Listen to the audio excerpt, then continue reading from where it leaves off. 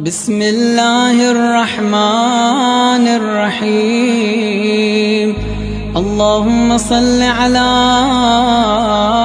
محمد وآل محمد.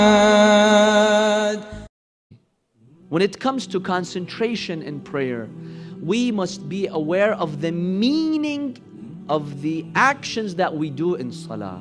What do they represent? Salah is a symbol from the beginning to the end. You know, the human mind is based on symbols. What is language? How do we communicate? Language is a set of symbols.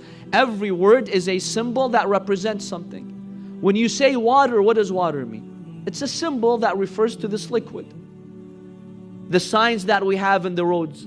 We human beings, God has designed us to interact with symbols. That's why symbols are very important. The Kaaba is what? A symbol that represents what? The house of God, symbolically. Everything is based on symbols. And the beauty of prayer is that it's so symbolic. Every part of prayer is sending a message. But many of us, we're not aware of this message. We don't even know what the acts of salah mean. Some people pray, but they don't know what these acts mean. How can you fully concentrate when you're not aware of these acts? Let's be aware of what these acts mean. Let me share with you some of the meanings of these acts. First of all, when you say Allahu Akbar, God is greater, and you begin your salah. What does this signify? When you raise your hand, you're putting the world behind you. This is symbolic. This helps you stay focused. That I'm putting the world behind me and I'm focusing on my Lord. God is greater than everything. And by the way, it's highly recommended, it's mustahab, to say 7 takbirs when you start your salah. 6 are recommended, and the last one is the takbirat al-ihram, which is the wajib one. And the reason is, when the Prophet, peace be upon him, and his family, on the night of the ascension, he was ascended to the heavens, God showed him His greatness. God manifested to the Prophet His greatness. And there were 7 barriers before God grasped the manifestation of God's greatness. Every time God removed one of those barriers, the Prophet, peace be upon him, he would say, God is greater, Allahu Akbar. And he said it 7 times. That's why it's recommended in your salah, before you say the takbirah in which you begin your salah with, say it 6 times. It's highly recommended. Put everything behind you. God is greater. God is greater than to be described in physical terms, as Imam Rida alayhi salam in one hadith describes. What is the meaning of takbirah? These 6 takbirs, each one of them has a meaning.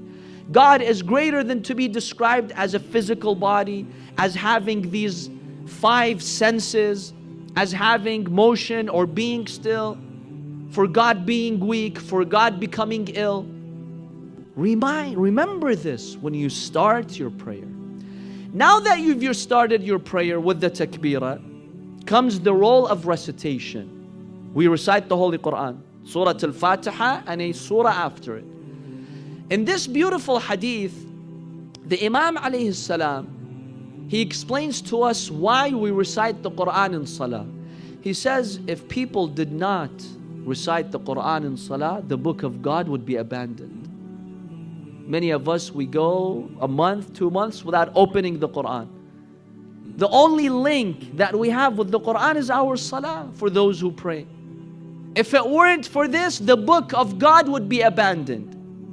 What brings us closer to the Quran and to have us recite it every day is what? Is our salah, when we recite these beautiful verses.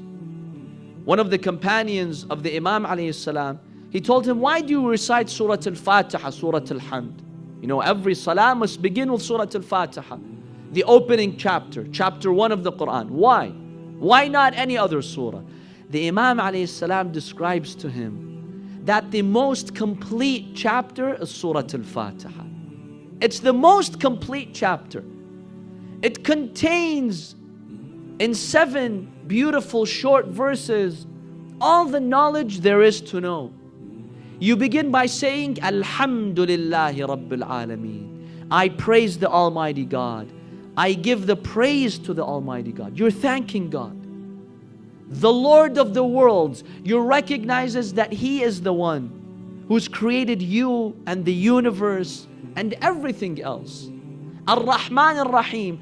Now you're clinging to the mercy of God, the compassionate, the merciful. Malik Yawmiddin. Oh God, you're the owner of the day of judgment. There's a day of judgment that I have to go to. You remind yourself of that. Iyyaka na'budu wa iyyaka nasta'in. God, you're the ultimate helper.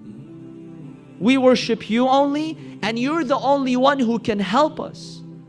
Now you're asking God to help you. Oh God, keep us firm on the straight path. Don't let me be deceived by corruption, by evil thoughts, by evil deeds. Keep me focused on the straight path to you.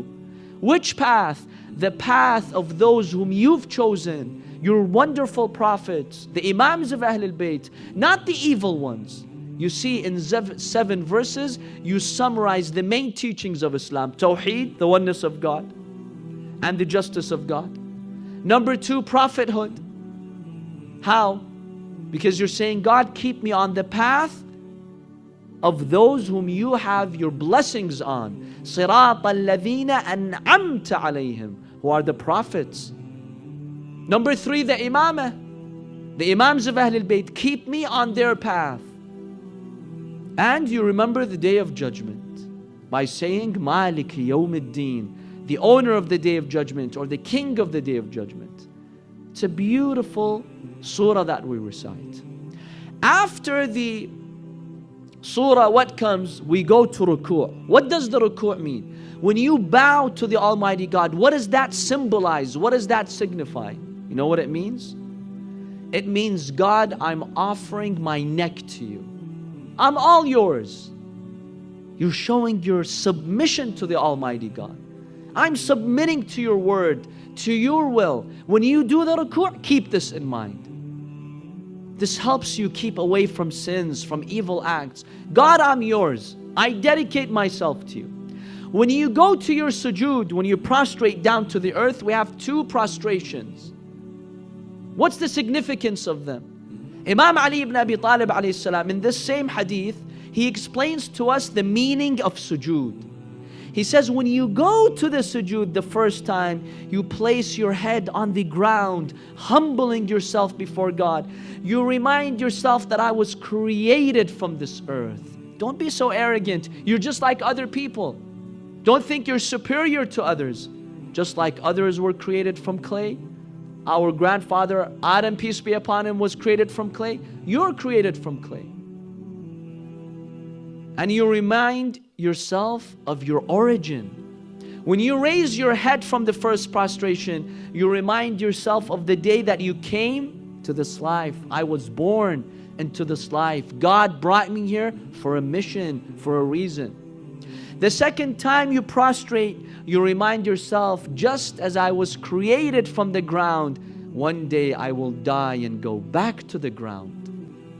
And when you raise your head the second time, you're reminding yourself that yes, I'll be buried in the ground, I'll go back to the ground, but God will resurrect me again on the day of judgment. You see the meaning behind the sujood? How many of us remember this when we're praying? Do we even care? Do we even stay focused? That's how you stay focused. And all of the acts of salah, all of the acts of salah have amazing meanings to them, brothers and sisters. Let's keep focused on these meanings and on the symbolism. Let's increase our knowledge. Let's read these holy narrations about our prayer and about our salah. And then finally we reach the Teslim. When you end your salah with the takbirah, you begin formally your prayer. It's like you enter this sacred sanctuary, the spiritual sanctuary. How do you exit? How do you end? There's a formality to it. By saying 3 salams. Assalamu alayka ayyuhan nabiyyu wa rahmatullahi wa barakatuh. You send your peace and prayers on who? On the messenger of God, the Holy Prophet, peace be upon him, and his family.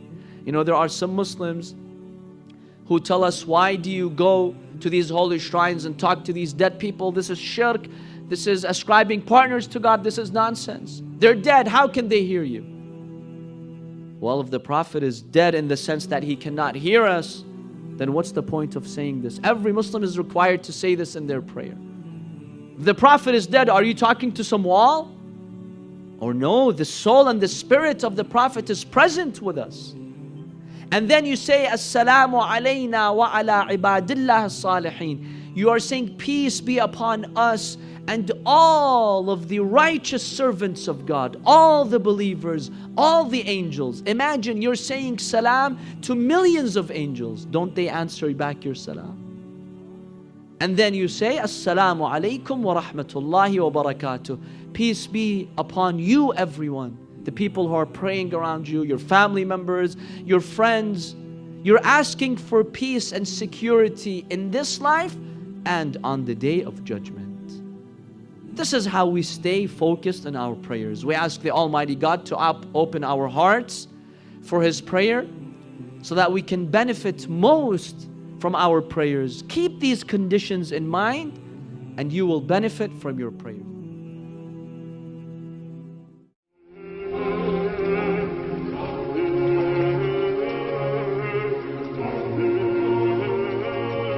يا حسين